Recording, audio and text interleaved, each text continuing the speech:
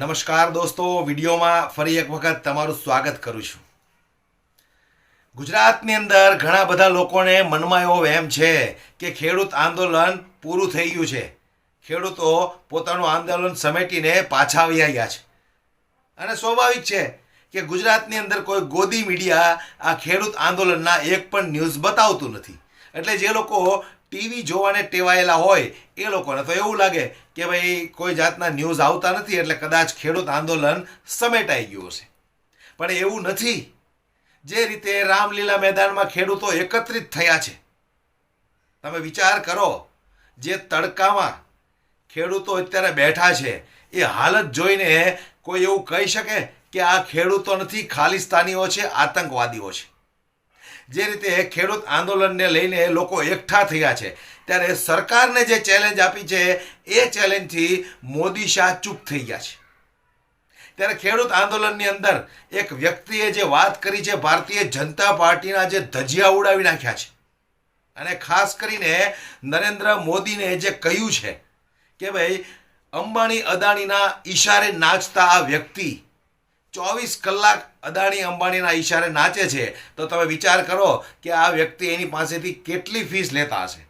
એવા અનેક પ્રકારના તીખા પ્રહારો કરીને ભારતીય જનતા પાર્ટીની જે ધુલાઈ કરી નાખી છે ખેડૂતે, આવો આપણે સાંભળીએ. પણ દોસ્તો 8 મિનિટનો સમય કાઢીને વિડીયો પૂરો સાંભળજો. અંતમાં જે વાત કરી છે ખરેખર એ વાત સમજવા જેવી છે કે આ ભારતીય જનતા પાર્ટી નથી. શું કહ્યું છે ये सांभली लो तमें. ये बीजेपी कोई पार्टी नहीं है, ये एक गैंग है, ये लुटेरों का गिरोह है. अभी वो एक कलाकार आई थी रिहाना अनंत अंबानी की प्री वेडिंग में, तो उसने 74 करोड़ रुपए लिए थे या 75 करोड़ रुपए लिए थे और वो थोड़ी देर नाच के गई थी. वो 75 करोड़ रुपए ले रही है तो मोदी जी तो 24 घंटे अंबानी के इशारों पे नाचते हैं. इनकी फीस कितनी मोटी होगी वो भी तो आप देखो एक बार.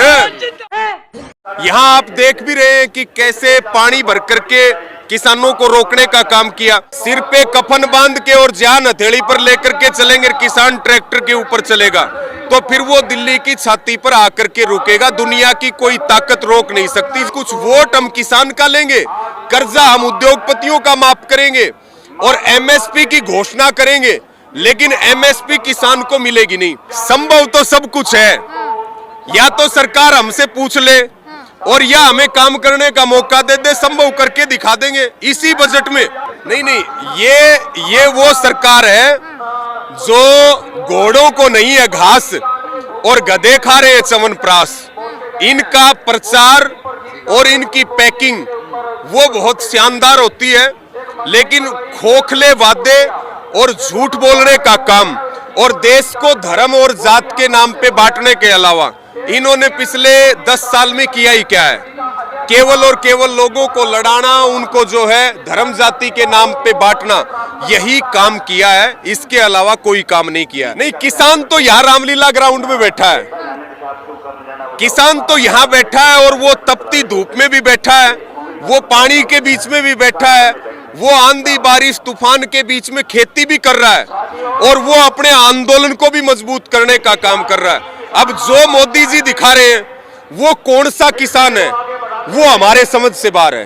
वो किसान वो है जो खेतों में काम करते हैं और ये किसान आंदोलनकारी है. अच्छा, ये मतलब ये आंदोलनकारी भी वही है, आंदोलन जीवी भी वही है जो खेत में काम कर रहे हैं. और आंदोलन जीवी होना कोई बड़ी बात थोड़ी है.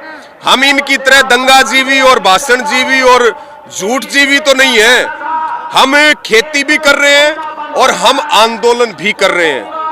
और किसान यहाँ है देश का अन्नदाता और उसी के बच्चे खेल के मैदान में है, उसी के बच्चे सीमाओं के ऊपर है. ये जो सरकार हमें बांट रही है छोटे बड़े किसानों के बीच में, या अलग अलग तरीके से सरकार जो बांटने का काम कर रही है, आप ये देखिए कि करीब 13.5 लाख करोड़ रुपए अडानी अंबानी बड़े कॉरपोरेट्स के माफ कर दिए भारत सरकार ने 9.5 साल में, और हम कह रहे हैं हमारा 21 लाख करोड़ रुपए माफ कर दो, जबकि वादा है प्रधानमंत्री जी का कि पहला काम कर्जा माफी का करूंगा. हम एमएसपी गारंटी कानून की मांग कर रहे हैं। हर चीज एमआरपी पे बिकती है, हम केवल मिनिमम सपोर्ट प्राइस मांग रहे हैं। और वो भी वादा किया सरकार ने 9 दिसंबर 2021 को, अगर देश के किसानों को एमएसपी की गारंटी मिलेगी, C2+50 के हिसाब से उपज की खरीद होगी, तो खेती बचेगी, किसानी बचेगी। लेकिन मिनिमम सपोर्ट प्राइस भी हम नहीं देंगे। हम जो है सब कुछ, वोट हम किसान का लेंगे, कर्जा हम उद्योगपतियों का माफ करेंगे और एमएसपी की घोषणा करेंगे, लेकिन एमएसपी किसान को मिलेगी नहीं।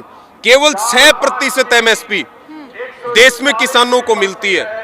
हम सभी फसलों पे एमएसपी गारंटी कानून की मांग कर रहे हैं। वही तो सरकार करी कि सभी फसलों पर संभव नहीं है। 4 दौर की बैठक भी हुई है, आप लोग बात ही नहीं मान रहे हैं। संभव तो सब कुछ है, या तो सरकार हमसे पूछ ले और या हमें काम करने का मौका दे दे, संभव करके दिखा देंगे। इसी बजट में भाई करीब करीब 2.5 लाख करोड़ रुपए तो अब भी सरकार जो है वो प्रीक्योरमेंट में खर्च करती है, और जब आप एमएसपी का गारंटी कानून देंगे तो लगभग 10 लाख करोड़ रुपए का खर्चा है। बता तो हम दें, लेकिन कोई सुनने वाला तो नहीं है, और अगर उनसे ना बनता हो तो हमारे हाथ में कलम दो, हम करके दिखाएं। और ये लड़ाई केवल एमएसपी की नहीं है, ये लड़ाई केवल कर्जा माफी की नहीं है, ये लड़ाई केवल पेंशन की नहीं है, ये लड़ाई देश का जो लोकतंत्र है उसको बचाने की भी है। आज लोकतंत्र के ऊपर खतरे के बादल मंडरा रहे हैं। अगर इसी तरह से ये चलते रहे तो ना आपके हाथ में माइक बचेगा, ना कैमरा बचेगा, और ना हमारे पास बोलने की ताकत बचेगी। जिस तरह से ये कानूनों में संशोधन कर रहे हैं, जिस तरह के कानून ये लेकर के आ रहे हैं, हर सारे कानून देश हित में ला रहे हैं। नहीं, ये देश, ये कोई देश हित नहीं है, और ना ये कोई अमृत काल है।